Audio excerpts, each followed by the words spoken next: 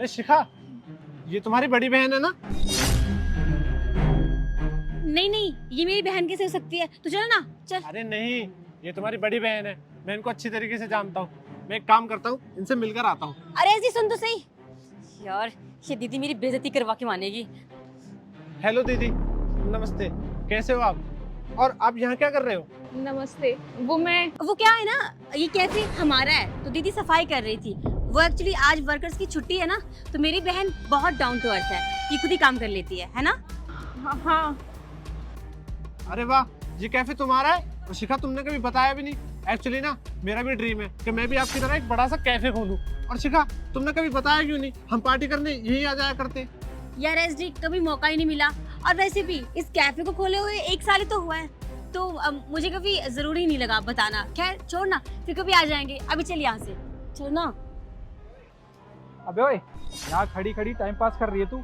अंदर कितना काम पड़ा हुआ है, दिखाई नहीं दे रहा तेरे को? जल्दी टेबल पे कपड़ा मार और अंदर आ। जी सर, बस आ रही हूँ।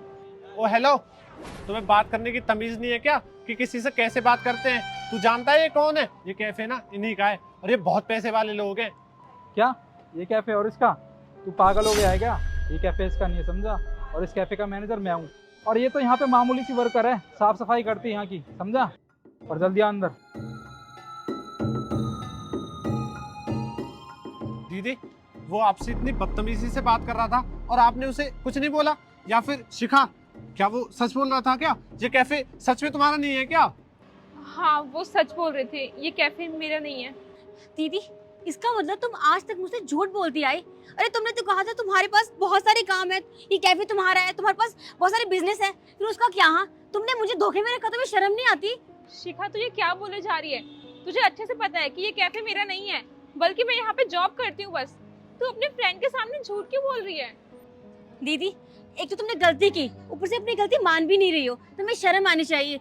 अरे मुझे शर्म आ रही है तुम्हें अपनी बहन कहते हुए। खैर छोड़ो, मुझे तुमसे बात ही नहीं करनी है, चल यहाँ से। जी दीदी, आपको ना सच में शर्म आनी चाहिए। आपने शिखा को धोखे में रखा और मुझसे भी झूठ बोला कि ये कैफे आपका है। सच में आपको शर्म आनी चाहिए। छोड़ ना यार, चल। हाँ हाँ ठीक है, निकलो यहाँ से। तुम दोनों को यहाँ रोक भी कौन रहा है? और एक चीज़ और, तुम जैसी बहन से तो बहन ना होना ही ज़्यादा बेहतर है। और तुम्हें भी ना कहीं डूब के मर जाना चाहिए, जब तुम अपनी बहन की इज्जत नहीं कर सकती, उससे प्यार से बात नहीं कर सकती।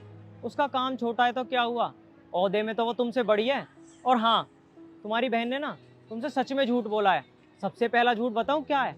कि उन्होंने ये कहा कि वो अपनी बहन को ना कभी किसी चीज़ की कमी नहीं होने देगी, उसकी हर ख्वाहिशें पूरी करेगी, उसको एक अच्छी परवरिश देगी। पर तुम्हें तो उस चीज़ की कोई कदर ही नहीं है। ना तुम्हें अपनी बहन की इज्जत करना आता, ना उससे प्यार से बात करना आता।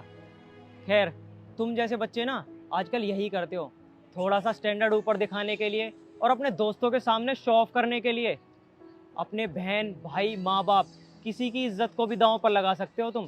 क्योंकि तुम्हारे लिए ना सिर्फ शो ऑफ और पैसा मायने रखता है, किसी की इज्जत या तुम्हारे रिश्ते नहीं।